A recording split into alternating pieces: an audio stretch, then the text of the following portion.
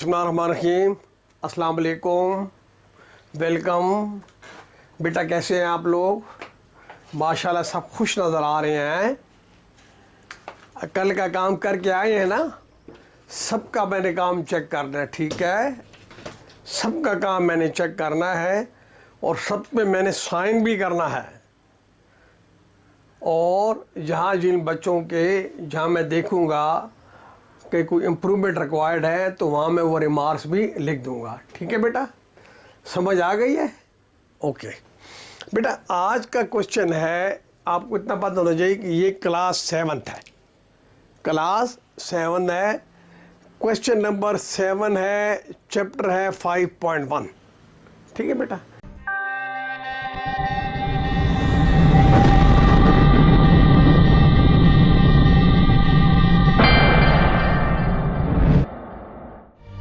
ये क्वेश्चन मैंने पहले भी किया था, लेकिन कुछ बच्चों ने कहा कि नहीं सर ये दोबारा कर दें और किसी और तरीके से करें, हमें उसकी सही समझ नहीं आई। मैंने कहा my pleasure, my proud, I am here to raise your comfort level. जहाँ पे समझ इस तरीके की समझ नहीं आएगी मैं दूसरा करूँगा, दूसरे की नहीं आएगी मैं तीसरा करूँगा। बेटा मेरा यहाँ खड़े होने का मकसद आपको वाइज करना है, आपको समझाना है। बेटा मैथ्स के दो तरीके, दो हिस्से होते हैं। एक वो हिस्सा होता है जब आपको समझ आ जाए, और दूसरा वो हिस्सा होता है जो आप इसकी प्रैक्टिस करते हैं तो फिर जाके आप ये सवाल करने के काबिल होते हैं। अगर यहाँ आप समझ गए हैं, अच्छी बात है, बहुत अच्छी बात है। लेकिन अगर आपने प्रैक्टिस ना की तो फिर ये आपको भूल जाएगा, ठीक है? यस, फिर ये आपको भूल जाएगा। तो इसलिए क्वेश्चन आज का ये है कि the sale price of table is ₹9,360 including sale tax 17%। Find original price of table. बेटा आजकल हर चीज़ पे सेल टैक्स होता है, लेकिन सेल टैक्स को आपने बोझ नहीं समझना। सेल टैक्स हमारी हुकूमत को चलाने के लिए बहुत ज़रूरी है। इसी से हम जितने भी तरक्याती काम हैं, चाहे डैम है, रोड है, सड़कें हैं, पुल है, या जितनी भी तामीरात हैं, या इसके अलावा बहुत सारी चीज़ें हैं, वो यही सेल टैक्स इकट्ठा होता है और इसी से करते हैं, ठीक है बेटा? इसमें कोई भी हेरा फेरी नहीं होती है। ये बाकायदा मैच्योर हाथों में होता है और बाकायदा तरीके से इसका इस्तेमाल किया जाता है। तो बेटा यहाँ पे एक टेबल का जो सेल टैक्स है, सेल प्राइस है, वो है 9,360, ठीक है बेटा? एक दुकानदार कहता है कि यार इसकी सेल प्राइस ये है, तो आप कहते हैं कि सर मैंने ये ख़रीदना है, तो दुकानदार कहता है ये सेल प्राइस तो है, लेकिन आपको टैक्स भी देना पड़ेगा। तो बेटा इसमें आपका टैक्स शामिल है। इस प्राइस में, इस सेल प्राइस में आपका 17% शामिल करके उसने 9,360 रुपये लिखा है। टेबल की कीमत कितनी है बेटा? सेल टैक्स मिलाकर 9,360 रुपये, ठीक है बेटा? अभी हमसे चाहता क्या है, वो क्या चाहता है कि हम क्या फाइंड करें? तो बेटा वो ये चाहता है कि हम उस टेबल की असली कीमत, ओरिजिनल कीमत फाइंड करें, उसकी ओरिजिनल कीमत हम फाइंड करें, ठीक है बेटा? अभी कैसे फाइंड करते हैं? तो बेटा मैं जो स्टेप लिखता हूँ ना, तो बेटा आप इन स्टेप्स को फॉलो किया करें ताकि आपको सही समझ आए। तो मैं सबसे पहले लिखता हूँ गिवन। ये गिवन क्या चीज़ होती है? ये वो डेटा होता है जो आपके क्वेश्चन में दिया गया होता है। वो डेटा जो आपके क्वेश्चन में दिया गया हो उसको मैं गिवन में लिखता हूँ। तो सेल टैक्स ऑफ टेबल 9060 माजरत ये दिया गया बेटा, ये दिया गया है, ये दिया गया है, और ये जो दिया गया है ये मैंने ये लिख लिया है। Sale tax of table, sale price of table ये है। अभी इस पे रेट ऑफ टैक्स क्या है? 17%। बेटा ये से जो रेट ऑफ टैक्स है ये इसमें शामिल हुआ है। तो यहाँ पर फाइंड क्या करना है? ये पहला ऐसा है जो दिया हुआ है, और फाइंड क्या करना है? Original price of table find आपने करनी है। वो कहता है यार ये तो बताओ कि इस टेबल की असली कीमत क्या है, इस टेबल की असली कीमत क्या है? ये तो वो कीमत है जिसमें 17% सेल टैक्स लगाया गया है, लेकिन असली कीमत क्या है? तो बेटा इस क्वेश्चन में हमने टेबल की ओरिजिनल कीमत निकालनी है, असली कीमत निकालनी है। ठीक है बेटा, तो मैं ये फ़र्ज़ कर लेता हूँ कि let original price of table is X. ठीक है बेटा, या मैं लिख लेता हूँ ना मालूम,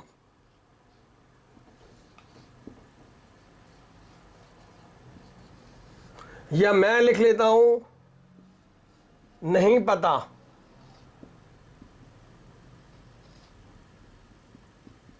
ठीक है बेटा, लेकिन ये दोनों मौजू यहाँ नहीं रहेंगे, तो इसलिए नहीं पता की जगह पर मैं एक्स लिख लेता हूँ, ना मालूम की जगह मैं एक्स लिख लेता हूँ। एक्स थोड़ा मौजू सा लगता है ना, नहीं ये भी मुझे खुद नहीं पता कि एक्स क्या है, इसलिए मैंने यहाँ पे एक्स डाल दिया है। क्या मैं यहाँ वाई डाल, यस वाई भी डाल सकता हूँ, जेड डाल, यस जेड भी डाल सकता हूँ, टी डाल, यस टी भी डाल सकता हूँ, कुछ भी मैं डाल सकता हूँ। यहाँ पर मैं स्टार भी बना सकता हूँ। ठीक है, यहाँ पर मैं कैट भी बना सकता हूँ, कुछ भी बना सकता हूँ यार, इतना आपकी समझ में होना चाहिए।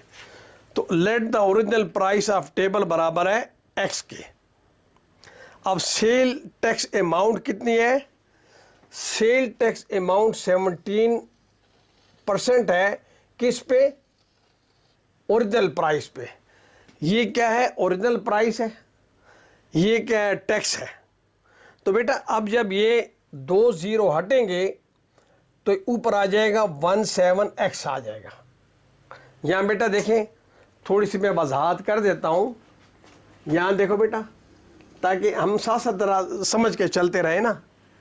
ये 25/10 है।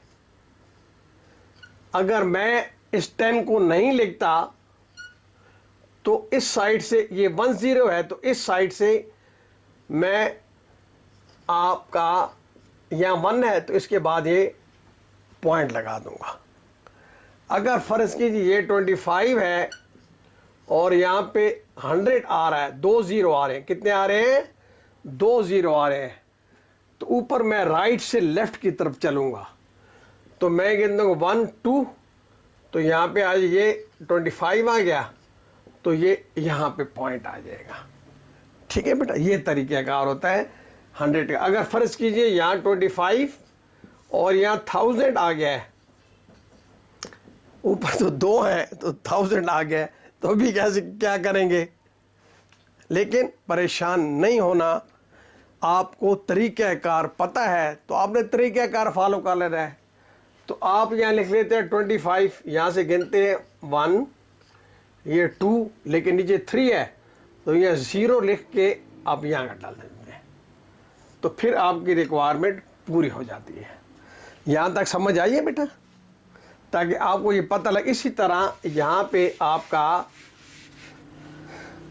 17% था, तो 17/100 था, तो मैंने इस 100 को हटाने के लिए कितने 0 हैं? 2 0 हैं। कितने हैं? 2 0 हैं। 2 सिफर हैं, तो ऊपर दाएं से बाएं में गिनूंगा तो ये आ गया आपका 1, ये आ गया 2, तो यहाँ डेसिमल आएगा। ठीक है बेटा, और यहाँ 0 लिखा जाता है। अच्छा बेटा, तो ये आ गया 171 और यहाँ पॉइंट आ गया। ठीक है बेटा, तो यहाँ पे क्या था, x था, x 7 आएगा। ठीक है ना बेटा, x 7 आएगा, तो ये 0.17 और x आ जाता है। x है क्या चीज़, x original price of table है, तो ये 0.17 x आ जाता है। अभी सेल प्राइस किसके बराबर होती है, ये आपका फार्मूला है, ये वाला आपका फार्मूला है। ये क्या है बेटा, फार्मूला है, कुलिया है, कुलिया, ये आपका फार्मूला है।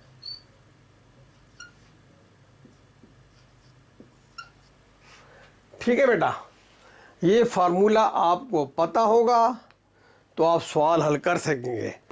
तो अब पता क्या, अब तो पता चल चुका है। ठीक है, boys get up, get up, get up, आपस में नहीं खेलो। ये मोबाइल हटा दो यार, ये मुझे दे दो, दे दो मुझे, दे दो दे दो दे दो दे दो दे दो, बाहर में ले लेना, दे दो, चलो वहाँ रख दो यार, वहाँ रख दो। ठीक है, आपस में ना खेलो मेरा बेटा। ये जब मैं क्वेश्चन मुकम्मल करूँगा तो फिर मैं आप लोगों से कहूँगा कि ये लिखा रहेगा, ये मैं सारा मिटा दूँगा और आप लोगों से कहूँगा यार ये आके हल करो। तो वो बच्चे जो अटेंटिव होंगे वो हल कर देंगे, 1 मिनट चुटकी के साथ हल कर देंगे। लेकिन जिनकी तवज्जो नहीं होगी उनको फिर थोड़ी सी रुकावट होगी, वो इंशाल्लाह उनकी भी हेल्प कर देंगे। तो बेटा ये फार्मूला क्या है कि सेल प्राइस हमेशा बराबर होती है ओरिजिनल अमाउंट प्लस टैक्स। ये जो असली कीमत होती है उसमें टैक्स जब जमा करें तो सेल प्राइस आ जाती है। ठीक है बेटा, बेसिक सा फार्मूला है।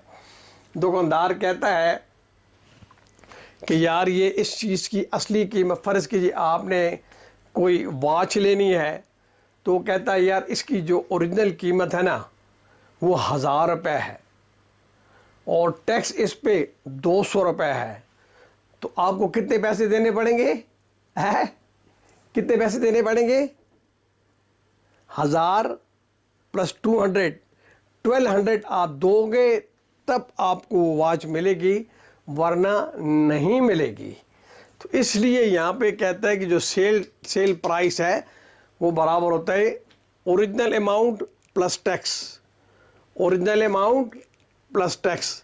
तो बेटा जो ओरिजिनल अमाउंट है, जो सेल प्राइस है, ये जो सेल प्राइस है ये कहाँ से आई है, ये मैं कहाँ से लेके आया हूँ, बोलो तमाम बच्चे साथ बोलो, यस, कहाँ से लाया हूँ, ये दी गई है, ये क्वेश्चन में दी गई है, ये दी गई है, ये दी गई है, ये क्वेश्चन में दी गई है।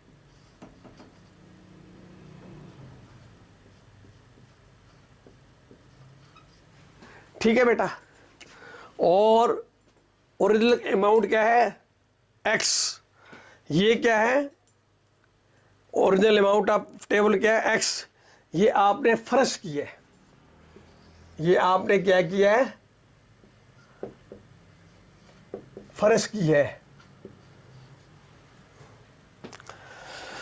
और टैक्स अमाउंट क्या है 0.17x, ये भी आपने ये आपने यहाँ से निकाल लिया है, ये कितनी आई है 0.17x।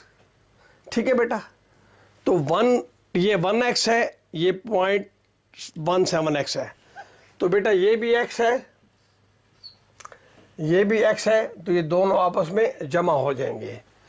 तो 1 जब जमा होगा 0.17 में तो ये 1.17x आ जाएगा। ठीक है बेटा, जमा कर रहा था, देखो ना यहाँ पे आपका आ गया 0.17 और आपने किस में जमा करना है, 1 में जमा करना है। तो यहाँ पे आ जाएगा 1, ये अपनी तरह से 0 0 लगाओ तो दाएं तरफ कुछ भी नहीं पड़ता, तो ये आ जाएगा 1.17। ठीक है बेटा, यहाँ तक समझ आ गई। तो ये आ जाएगा 1.17x आ जाएगा। यहाँ तक कोई शक? खुश हो ना, समझ आ रही है ना बेटा? आपके चेहरे की रौनकें, आपकी आंखों की चमक ये मुझे बताती है कि अल्हम्दुलिल्लाह सबको समझ आ गई है। अब बेटा ये हमने क्या किया, ये यहाँ लिखा था, इसको मैं यहाँ ले आया, तो इसको कौन सी प्रॉपर्टी कहते हैं? यस निर्मा, कौन सी प्रॉपर्टी कहते हैं? एक्सीलेंट, इसको कहते हैं सिमेट्रिक प्रॉपर्टी। कौन सी बेटा प्रॉपर्टी कहते हैं? Symmetric property. यानी सिमेट्रिक प्रॉपर्टी जो है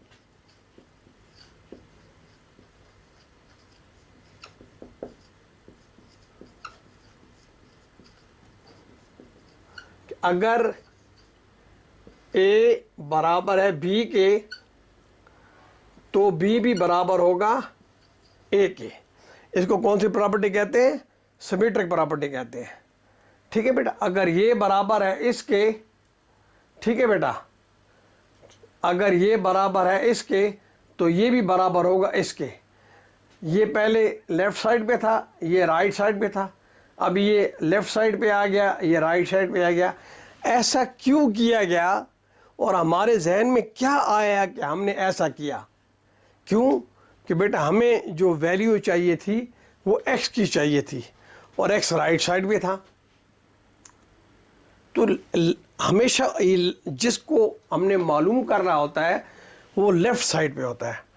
तो ये x यहाँ पे है, अभी इसको हमने हटाना है, हमें सिर्फ x चाहिए, ये नहीं चाहिए।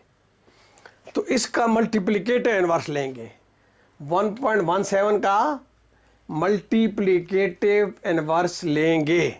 और मल्टीप्लिकेटिव इन्वर्स क्या होता है? आए बेटा यहाँ देखें, क्या है मल्टीप्लिकेटिव इन्वर्स? क्या है? मल्टीप्लिकेटिव इन्वर्स ये क्या होता है बेटा? 2 है। हमने जवाब 1 लाना है तो क्या करेंगे? इसको 1 और 2 से मल्टीप्लाई करेंगे तब ये 1 आ जाएगा। और 1 क्या है? ये मल्टीप्लिकेटिव आइडेंटिटी है। 1 इस बात की दलील है, इस बात की शहादत है, इस बात का एविडेंस है कि 2 के साथ जो नंबर मल्टीप्लाई हो रहा है ये इसका मल्टीप्लिकेटिव इन्वर्स है। ठीक है, एक दो एग्जाम्पल और करें।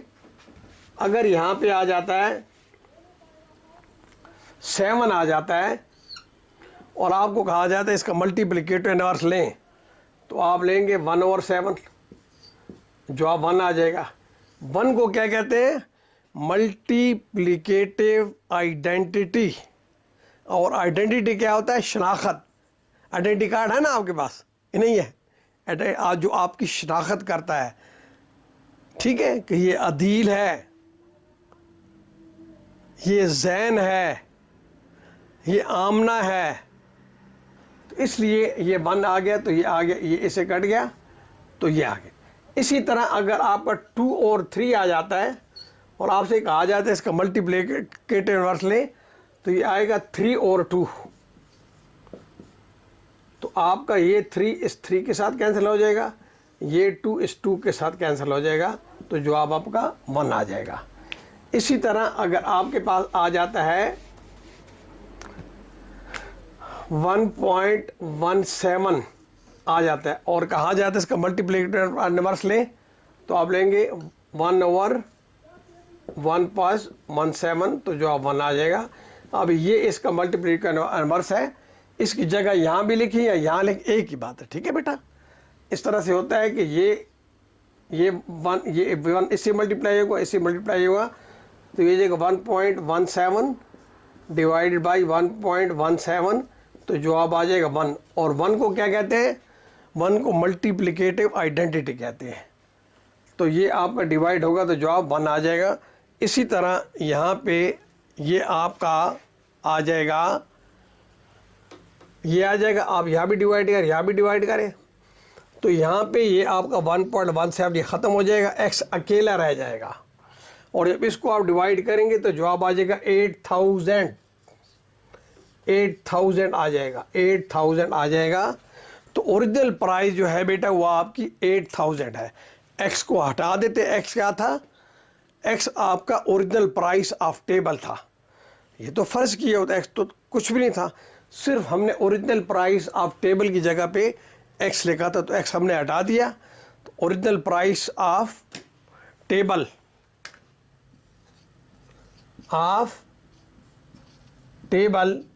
तो ये बराबर आ गया ₹8000। ये आपका जवाब है। किसी किस्म का कोई शक, कोई ask 1000 time, ask million time, ask billion time, it's my player, it's my proud.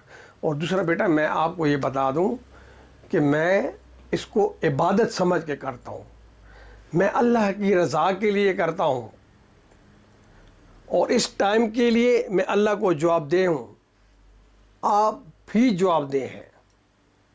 अल्लाह मुझसे पूछेगा कि हाँ भाई आपने इनको ठीक पढ़ाया, मैंने तो आपको बड़ी समझ दी थी, बड़ा शऊर दिया था, बड़ी क्वालिफ़िकेशन दी थी, तो क्या आपने सही पढ़ाया?